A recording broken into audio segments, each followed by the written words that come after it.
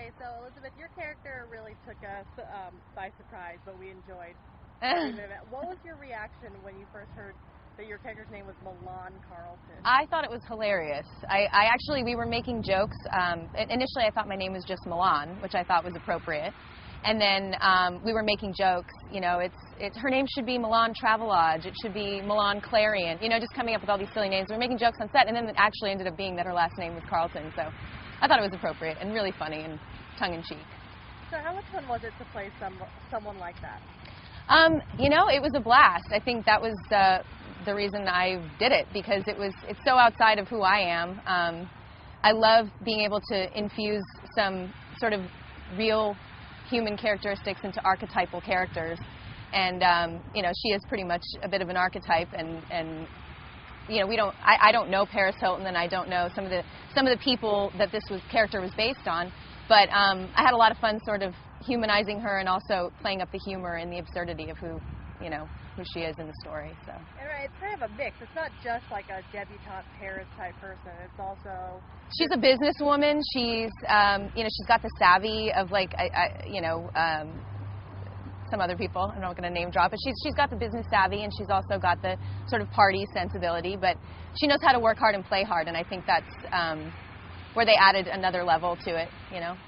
Give us an idea of what some of the trouble, without going too much, as much as you can as possible. What kind of trouble Milan faces? Well, I think she has delusions of grandeur, and that she thinks she's untouchable. So, you know, once she gets in trouble, she only gets into more trouble because she doesn't really learn the lessons that she should learn. Let's just say there's a little bit of illegal toplessness and some serious repercussions for that illegal toplessness. So, you know, I think it's just like the feeling, the sense that she feels that she's somewhat untouchable and can just kind of do what she wants to do. And there's a lot of that in the story, so it's fun. You know, the writer's strike kind of cut Dirk's season short, but would you want to come back as the Oh, absolutely. It was so much fun playing this character. I had a lot of fun with Courteney. She, you know, our scene, we had one very long scene together where we were being very mean to each other, and it was just a lot of fun to just kind of have that kind of banter. In fact, her daughter came up to me, her little girl, Coco, came up to me after the scene, and she was like, "Why were you yelling at my mommy?" And I felt bad. I was like, oh no, I'm a total jerk. But it was, you know, it was the kind of character that was, I think, very fairly portrayed. So I would look forward to exploring her further, and we'll see what happens. We'll see where they... idea where you think she should go next? I mean, I think that, you know, the show tends to sort of parallel a lot of the stories that are happening.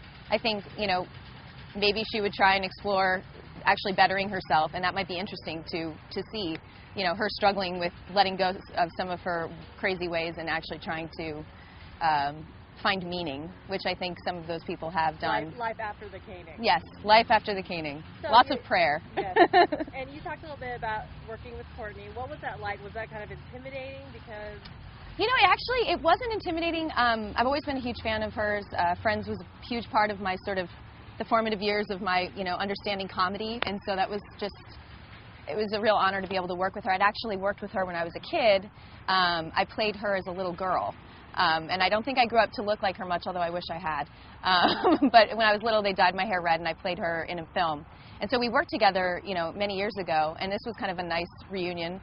Did you tell her about it? Yeah, I told her. She was like, oh, yeah, I think I remember you. We didn't actually shoot scenes together on this film because I was actually playing her. But she was really sweet to me when I was a kid, and I remembered that, and I appreciated that. So it was nice to bring that up to her again. And working with her was awesome. We had a lot of fun. So.